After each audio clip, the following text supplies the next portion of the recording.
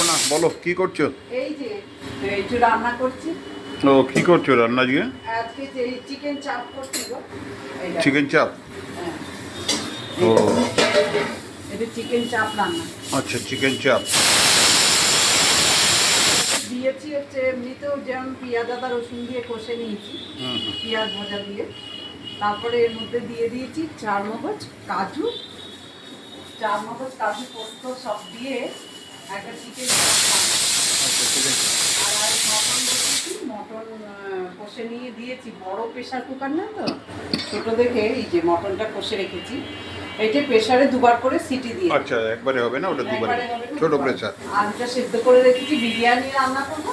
হুম। আর তার সাথে করবো চিকেন চাপ। চিকেন চাপের মধ্যে আজকে দেবো হচ্ছে, এটা হচ্ছে আমুলের ফেস ক্রিম। এটা খুব ভালো।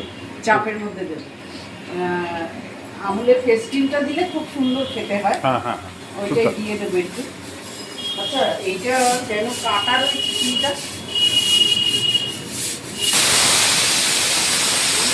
আমি তো খুললাম কটকটিয়ে।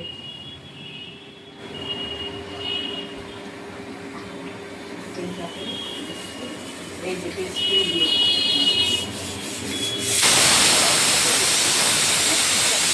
আমি এখন একটু দিয়ে এই কষাবার সময় একটু নেড়ে নেব। তারপরে একেবারে নামাবার সময় সাজিয়ে দিয়ে দেবো। আর একবার দিয়ে দিই। হ্যাঁ হ্যাঁ, এটা এখন কষে একটু ঝোলটা।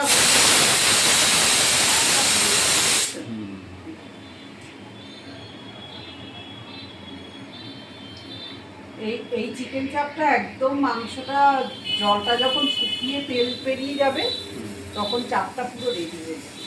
আচ্ছা, ওটা ফোটাতে ফোটাতে তেল বেরিয়ে আসবে। গুঁড়োও দিয়ে দেবো, একটুখানি দিয়েছি বাটা, আর কাঁচা লঙ্কা আর গোলমরিচ গুঁড়ো দিয়ে এই যে চিকেন চাপটা। মটনটা হয়ে গেছে আমার। আর এই মটনটা খালি হয়ে গেলে ওটা বসিয়ে দেবো। আচ্ছা আচ্ছা। আজকের এই মেনু বিরিয়ানি আর চিকেন চাপ। আচ্ছা, বিরিয়ানি চিকেন চাপ। মটন বিরিয়ানি চিকেন চাপ অনেকটা করেছি, প্রায় 2 কিলো মতো। আচ্ছা আচ্ছা। 2 kilo mutton biryani, 2 kilo chicken চাপ। আর একটা জিনিস করছি আমি, এটা হচ্ছে চিকেন পকোড়া হবে। আচ্ছা, চিকেন পকোড়া। ম্যারিনেট করে রেখেছি। আচ্ছা, এবার এটাকে ওই খাবার সময় ভেজে দেবে। খাবার সময় ভেজে নেব। গরম গরম খাওয়া যাবে। হ্যাঁ। চিকেন পকোড়া যখন করব তোমাদের বন্ধুরা আমি আরো ভালো করে দেখাবো। হ্যাঁ, আচ্ছা আচ্ছা। এই পর্যন্ত।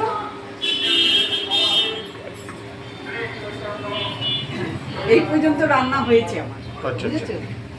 আর চিকেন আলুটা, যে বিরিয়ানির আলুটা আমি একটু ভেজে নিয়ে কালার দিয়ে সেদ্ধ করেছি। এটা চন্দ্রমুখী আলুটা একটুখানি গলে গেছে, তাই জন্য একটু ঠান্ডায় রেখেছি। আর এইটা হচ্ছে বেরেস্তা পেঁয়াজ বেরেস্তা, এটা ভেজে রেখেছি বিরিয়ানির ওপরে ছড়িয়ে দেওয়ার জন্য। আচ্ছা আচ্ছা। এটা গরম করে নিয়ে ছড়িয়ে দেবো, আগে ভেজে রেখেছি। আসলে কাজ একটু একটু গুছিয়ে না নিলে একেবারে সবকিছু হয়ে ওঠে না। চিকেন পকোড়া